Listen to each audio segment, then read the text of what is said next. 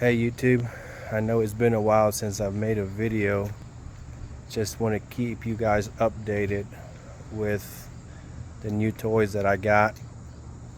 I'm gonna try to make DIYs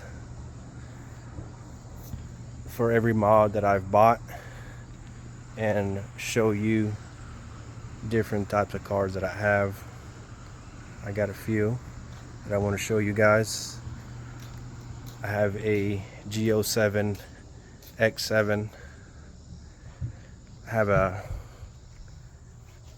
N54 powered E90 335. I have an N54 powered 135i, and my most recently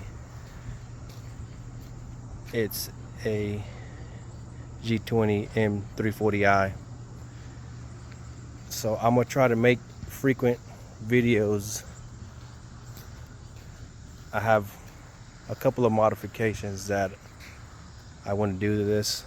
I already have pretty much full bolt-ons for this car, and I'm gonna install them soon. So I'll keep you guys updated. Thanks for watching.